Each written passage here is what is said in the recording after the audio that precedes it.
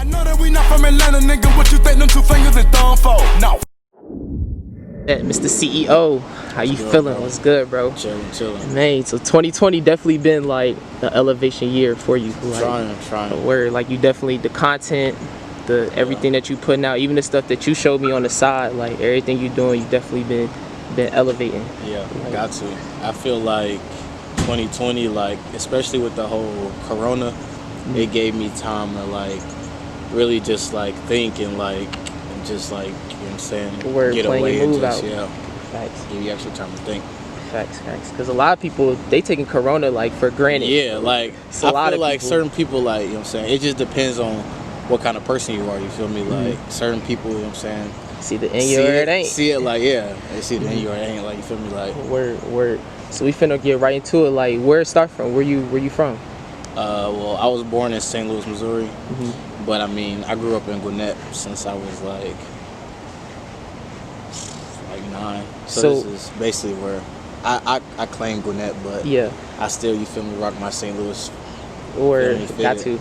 Got to. So the first 9 years you was in St. Louis, and then I was in St. Louis when I was born till about when I was like, I want to say 5, 6, and then I moved to Marietta, and then I was there for about,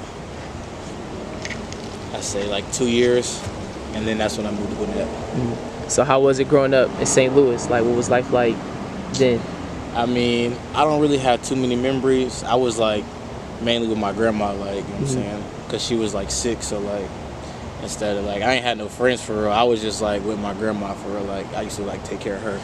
So that's really all I did for real. And then so you moved straight to Marietta when you were 6. Right after that. So what was the difference in that, like between like Marietta and St. Louis? I wasn't with my grandma no more, so now I'm like, Yeah. you feel me, with like kids and stuff, but I mean, it was chill. Like, I was in like a daycare, or like, what was that, like a daycare, like after school program or whatever, so I mean. So who all was in Marietta? You had a Me, full household? my mom, my sister, and that's it. All 3 of y'all, okay. Yeah. And then you moved to Gwinnett after, what year was that when you moved to? I'm not familiar with the year. I know when I was in 3rd grade is when I came to Gwinnett.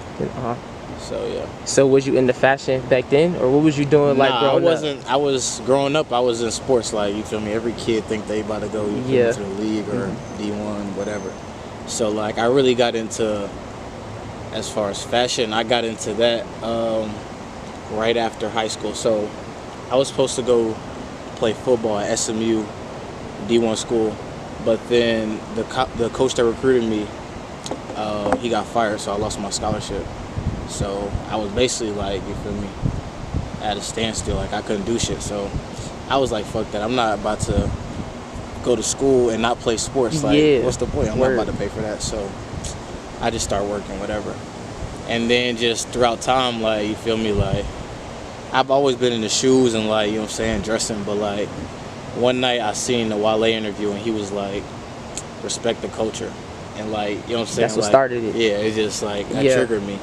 So this, what year was this? This around like, is this after high school when you watched it? So this is 2016, I want to say. Yeah. And so then around that time when you see the Wale interview, you make your first design. After that, that's when it started. So throughout high school, you wasn't doing no fashion, no nothing. You was in the kicks. I mean, I was like, if you into sneakers and then like, you feel me, you're gonna be into fashion. Like, so boom, this is how I got into it. So like, growing up, sneakerhead, like, you feel me, you know when like a new release come out, boom, everybody's gonna have that shoe the next day. I remember 6th grade, the Fusions, the first ever Fusions came out, the white. I'm talking about the next, that Monday, every single person like wear that shoe. So like, that's kind of like my first, like, that's when I knew like, all right, I don't want to wear what nobody else got. So that's heavy. Once I finally got into the, you feel me, like knowing about this shoe and that shoe, I'm like, all right, now I need all the exclusive. You feel me? I don't need what's about to come out. I need, you feel me, what's like, you know what I'm saying, what nobody else got to. So that's kind of how I got into that. And then your brother, you feel me? Yeah. He just took me to it, you feel me? took everybody to another level. Yeah. Like what? Yeah. Yeah. So I bet. So as far as the business mindset, you wasn't really thinking about that. You was just in the kicks. I was and like, fashion. I was just into like getting the, you feel me, the most exclusive shoes, the fire shirt, BBC, whatever, and you feel me, just trying to be the freshest nigga at the school for real. Word. So you got that, and then you playing sports. So you was playing football and basketball. That's what I'm saying. I planned on, in high school, I planned on, you feel me, going D1, basketball, football, whatever the case may be, but you feel me? Yeah. So I wasn't even into like the whole clothing thing. Yeah. So I know that we not from Atlanta, nigga. What you think them two fingers and thumb for? No.